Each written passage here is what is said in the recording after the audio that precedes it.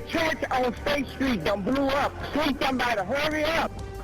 Right now at 6 o'clock, 911 calls have been released from the moment a historic church in New London collapsed. But it didn't stop church services, nor did it stop the congregation from helping others. You're probably one of the most hated women in America right now. Plus, being pressed for answers, what the second round of the interview footage revealed about the Michelle Troconis case and what is expected in court today. Also, we lost 3 brave souls, and we shall respond.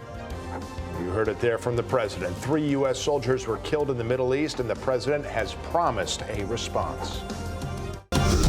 All local, all morning. This is Fox 61, Connecticut's news station.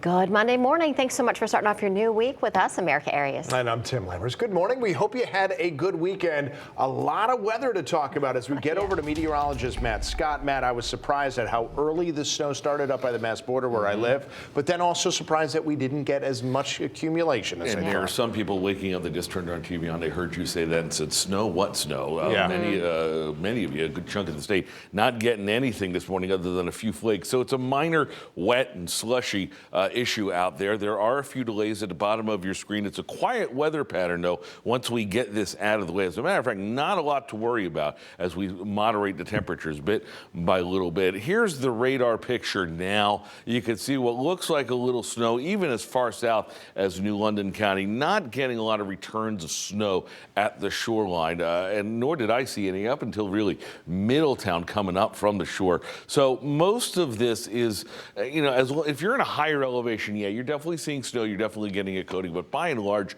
most of you are looking A-okay. As we get this out of the way over the morning hours, we're not really looking for a long duration event with this, so you need to be mindful during the morning commute, and that's about it. 36 degrees in Hartford, 39 in New Haven. I'll show you the guidance quickly. Watch for a couple of slippery spots this morning, mainly off towards the north, but by and large, this is minor at worst. 35 now, 39 as we hold the clouds in there today. I mentioned warmer temperatures. We'll tell you when to expect them, what they look like coming up in a few minutes. Let's go to the roads right now, see what kind of incidents and accidents that are out there waiting for you. Rachel, good morning to you. Hey, good morning, Matt. Relatively quiet out on the roads this morning. We didn't have any road work out there as well, so our typical delays that we would see because of that road work wrapping up at this hour are not out there right now. We also have no reported crashes in the area, and then also just watch for those slick spots mainly to the north this morning where temperatures are closer to that freezing point. Over in Hartford now, 91 heading towards the capital city over by Jennings Road. Both directions look good. Volume up on that northbound side. Southbound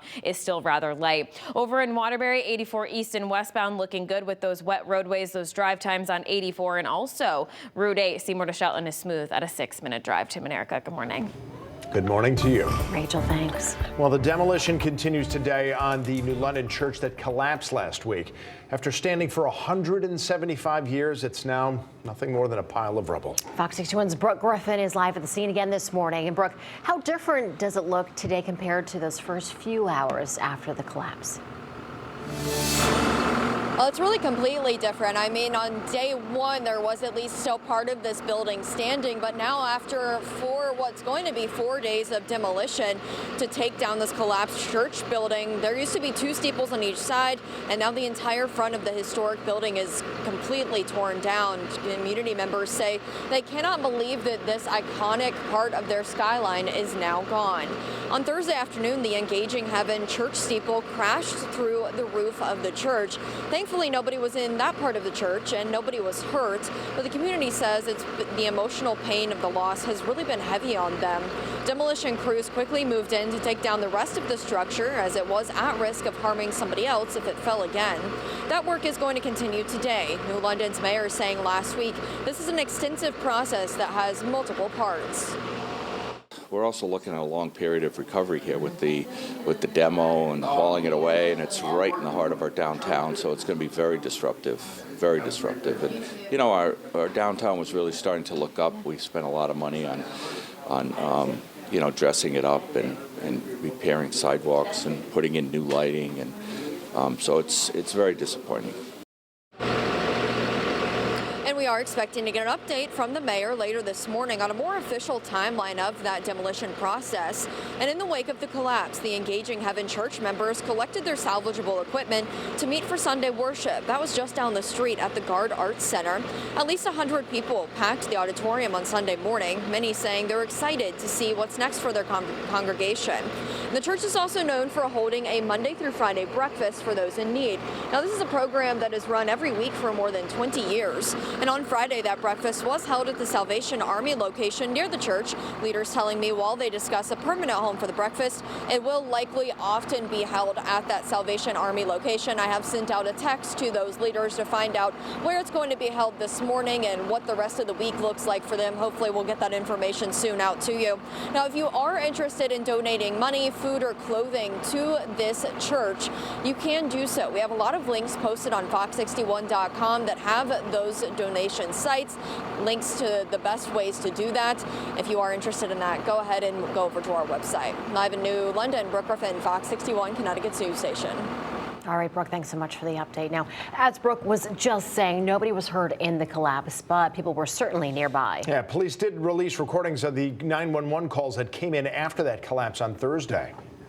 The church on State Street in New London just collapsed. 911, what's the location of your emergency? It's on the corner of, it's right on State Street. It's a church across the street from City Hall in New London. Yeah. The church just collapsed. The whole church collapsed? It just collapsed, the whole thing. Okay.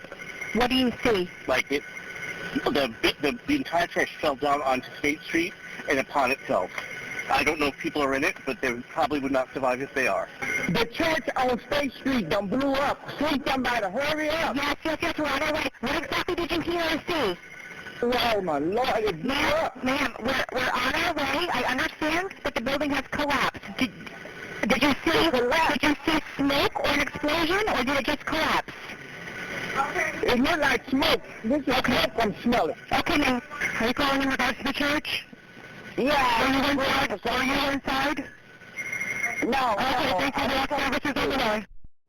I know it was tough to hear at the end when they were asking if somebody was inside. As it turned out, one woman was inside the church, thankfully in a rear portion of the area, not where the roof caved in. So she was not hurt either. She was also swiftly found by New London firefighters.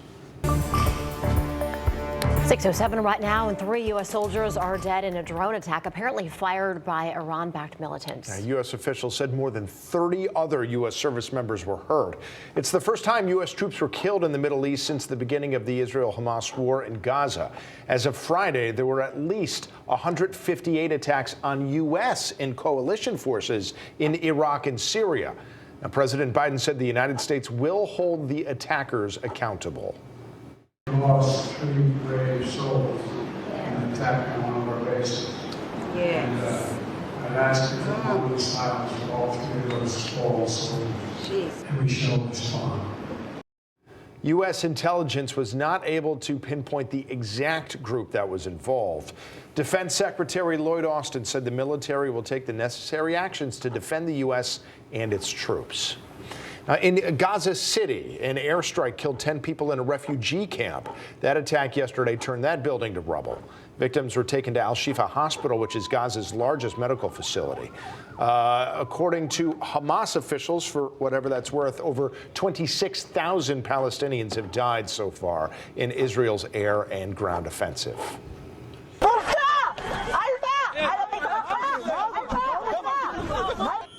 Tension between Israeli officers and protesters broke out on Saturday after an anti-government protest in Tel Aviv. The organized rally called for new elections and criticized the government's efforts to bring home hostages that are still being held by Hamas. Police mounted on horses tried to block some of the protesters on their route. Protesters clashed with officers. Meantime, here in Connecticut, police were busy over the weekend responding to bomb threats at 2 locations. Now, the first one in New Haven happened at about 8 a.m. Police say someone posted a threat on social media directed at the Mary Wade home. Police quickly confirmed that the threat was not credible there. And then the second bomb threat was in Manchester at Temple Beth Shalom.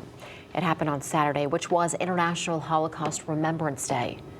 According to police, someone emailed the threat to the temple.